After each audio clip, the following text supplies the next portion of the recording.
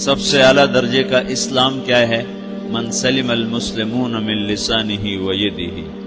زندگی میں یہ طے کر لو، کوئی کتنا ہی تمہیں دکھ پہنچائے، کوئی کتنا ہی تمہاری بےعزتی کرے، چپ ہو جاؤ، سہ جاؤ۔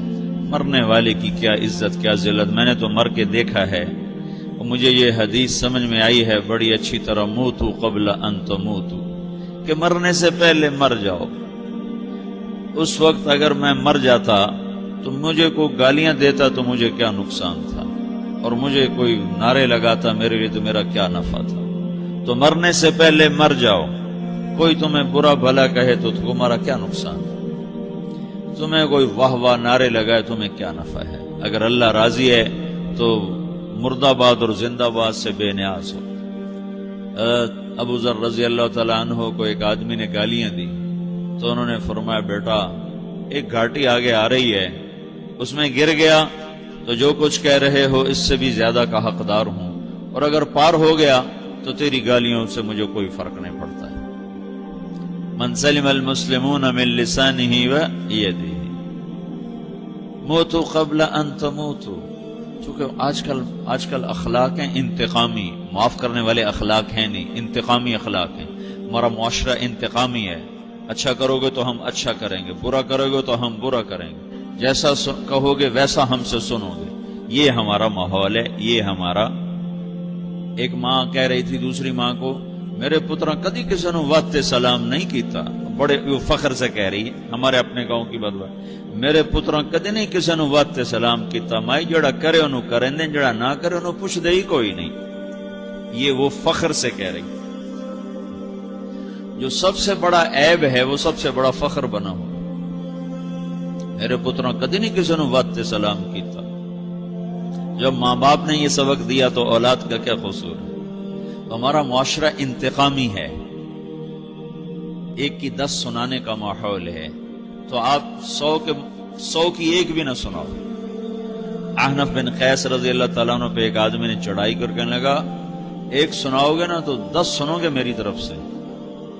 تو احنف بن قیس کہنے لگے، بھائی تو مجھے 100 بھی سنائے گا نا تو میری طرف سے ایک بھی تو نہیں سنے گی۔ ایک آدمی ان کی بڑی بےزتی کر رہا تھا اور وہ چل رہے تھے، اور وہ 100 گالیاں بک رہا ہے۔ جب آ گیا نا قریب شہر تو کہنے لگے، دیکھا میرا قبیلہ یہاں رہتا ہے، اگر کسی نے سن لیا نا تو تیری بڑی دھلائی کر دے گا، تو نے جو مجھے گالیاں دینی میں کھڑا ہوں یہیں تو دے لے، تو اپنا سارا زور پورا کر لے تاکہ آگے تجھے کوئی تکلیف نہ پہنچا دے میری وجہ سے۔ تو وہ پاؤں پہ گر کے معافی مانگنے لگا کہ واقعی تو بڑے حلم والا ہے۔ وہ مشہور تھے اپنے حلم میں، بردباری، اور لوگ ان کا امتحان لینے آیا کرتے تھے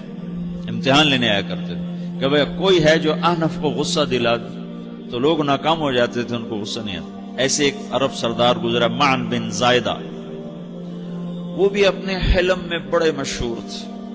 ایک دفعہ لوگوں میں شرط لگ گئی کہ کوئی ہے معن بن زائدہ کو غصہ دلائے تو ہم اس کو انعام دیں گے۔ تو ایک شاعر نے کہا، میں غصہ دلاتا ہوں، تم دیکھنا ایسے سیخ پا ہو جائے گا جیسے جانور۔ تو وہ چلا گیا اس کی مجلس میں، دربار لگا، عرب سردار تھا بہت بڑا، دربار لگا ہوا، تو کہتا السلام علیکم، وعلیکم السلام۔ تو معن بن زائدہ پر ایک دور بڑے فقر کا گزرا تھا، پھر اللہ نے اس کو بہت بڑی سرداری دی، بنو عباس کا بہت بڑا یہ وزیر گورنر تھا۔ تو کہتا اتذکر اذ لحافک جلد شاۃ واذ نعلاک من جلد البعیر، کہوں بھائی تجھے یاد ہے جب تیرا بستر بکری کی کھال تھا اور تیرے جوتے اونٹ کی کھال کے تھے؟ تو کہنے لگا کیوں نہیں یاد، بھلا کوئی ماضی بھی بھولتا ہے؟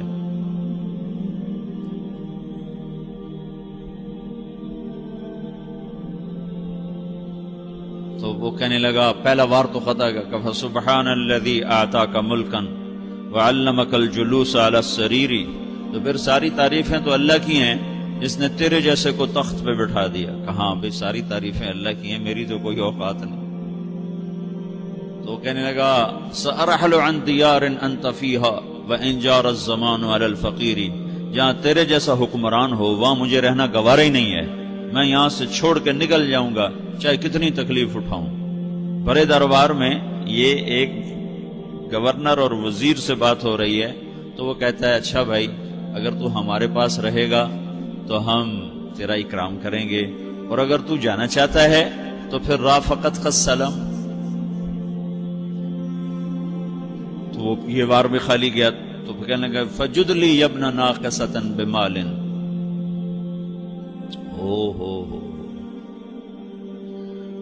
او گندی ماں کے بیٹے مجھے کچھ عطا بھی کر، میں بغیر پیسے کے سفر کیسے کروں گا؟ عرب کو کسی کو بھی ماں کی گالی دے دینا پھر عرب سردار ہو. فجد لی ابن ناقصۃ بمال، بری ماں کے بیٹے مجھے کچھ پیسے بھی دے، میں نے جانا ہے. میں کہا اس کو 3000 دے دیا جائے. اللہ، تو کہنے لگا قلیل ما آتیتنی و انی لأطمع منک فی الکثیر، یہ تو بہت تھوڑا تو نے دیا ہے، مجھے اور دے. کہا اچھا بھائی 3000 اور دے دو. تو وہ شاعر کی بھی آنکھیں پھٹ گئیں. کہنے لگا اب ٹھہر جا ٹھہر جا، اب میں تیری اصل تجھے بتاتا ہوں. سألت اللہ ان یبکیک ذخرا فما لک فی البریۃ من نذیر، میں اللہ سے دعا کرتا ہوں اللہ تیرے جیسوں کو سلامت رکھے، تیرے جیسا دنیا میں کسی ماں نے جنا ہی کوئی نہیں. فمنک الجود والافضال حقا وفضل یدیک کالبحر الغزیر، تو ہی سخی ہے، تو ہی کریم ہے، اور سمندر بھی تیری سخاوت کے آگے کچھ نہیں ہے. تو نے کہا اچھا بھائی تو نے ہماری برائی کی، ہم نے تمہیں 6000 دیے، اب تو نے ہماری تعریف کی، اب 10,000 اور دے دو اس کو. باتیں ہی رہ گئیں، باتیں ہی رہ گئیں. کہاں سے لائیں ایسے لوگ؟ ہمارا معاشرہ انتقامی ہے، بدلہ لینے کا ہے، بدلہ لینے کا. تو میرے ساتھ کیا میں نے بھی کرنا ہے. تو اعلیٰ درجے کا اسلام یہ سکھا رہا نہیں چپ ہو جاؤ، سلام مت بن جاؤ، سلامتی بن جاؤ، سلامتی کی علامت بن جاؤ. من سلم المسلمون من لسانہ ویدہ. اب وہ سوال کرتا ہے یا رسول اللہ ای الایمان افضل، سب سے اعلیٰ درجے کا ایمان کیا ہے؟ اسلام کیا ہے؟ کلمہ، نماز، روزہ، حج، زکات. اعلیٰ درجے کا اسلام کیا ہے؟ من سلم المسلمون من لسانہ ویدہ. یہ اخلاق کا ادنا درجہ ہے، ادنا درجہ ہے. ادنا درجے پر پہنچ کر آپ اسلام میں اعلیٰ درجے پر آ سکتے ہیں. وہ سوال کرتا ہے ایمان کیا ہے؟ تو آپ نے کہا اللہ پر، فرشتوں پر، کتابوں پر، رسولوں پر، موت کے بعد کی زندگی پر، تقدیر پر. اب ایک اور سائل سوال کرتا ہے ای الایمان افضل، سب سے اعلیٰ درجے کا ایمان کیا ہے؟ تو آپ نے فرمایا حسن الاخلاق، اچھے اخلاق سب سے اعلیٰ درجے کا ایمان ہے. جو آدمی اسلام میں، جو آدمی اخلاق میں، جو مرد عورت اخلاق میں ادنا درجے پر ہوتا ہے وہ اسلام میں اعلیٰ درجے پر پہنچتا ہے. اب اگر وہ اخلاق میں اعلیٰ درجے پر آ جائے تو اب یہ کہاں پہنچے گا؟ اب یہ کہاں پہنچے گا؟ میرا نبی کہہ رہا ہے سب سے اعلیٰ درجے کا ایمان ہے حسن اخلاق، حسن اخلاق. ابو ہریرہ نے پوچھا یا رسول اللہ وما حسن الاخلاق، یہ بھی ایک اور حدیث ہے. یا رسول اللہ حسن اخلاق کیا چیز ہے؟ تو آپ نے 3 چیزیں فرمائی، تصل من قطعک وتعطی من حرمک وتعفو عمن ظلمک. جو تم سے توڑے نہ تم اس سے جوڑو. نہیں کرتا سلام نہ کریں. کوئی ہم چھوٹے باپ کے ہیں؟ ہم تو کبھی بھی نہ کریں، ہم تو کبھی بھی نہ منہ تھوکیں بھی نہیں ہم تو میرا نبی کہہ رہا ہے جو توڑے تم اس سے جوڑو، جو محروم کرے اس سے عطا کرو، جو زیادتی کرے اس سے درگزر کرو. یہ 3 کام جو عورت مرد کر لے گا یہ اخلاق کے اعلیٰ درجے میں ہے. جب یہ اخلاق کے اعلیٰ درجے پر پہنچتا ہے تو پھر میرا نبی کیا بشارت دیتا ہے؟ ادنا درجے پر پہنچ کر تو اعلیٰ مسلمان کی بشارت ہے، اور اخلاق میں اعلیٰ درجے پر پہنچ کر میرا نبی کہتا ہے کاد الحلیم ان یکون نبیا، اعلیٰ اخلاق والا بس نبی بنتے بنتے رہ جاتا ہے. اعلیٰ اخلاق والا ایسے ہے جیسے کہ نبی، قریب ہے کہ وہ نبی بن جائے.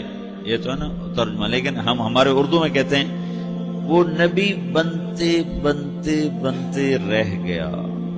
کیا مطلب؟ کہ اس میں اور نبی میں صرف نبوت کا فرق رہ جاتا، باقی وہ سب کچھ حاصل کر لیتا ہے. تو یہ سارے دین کا میں نے آپ کو خلاصہ بتایا ہے کہ میری آپ کی ضرورت ہے کہ میرا اسلام اعلیٰ درجے کا ہو، من سلم المسلمون من لسانہ و یدہ، میرا ایمان اعلیٰ درجے کا ہو،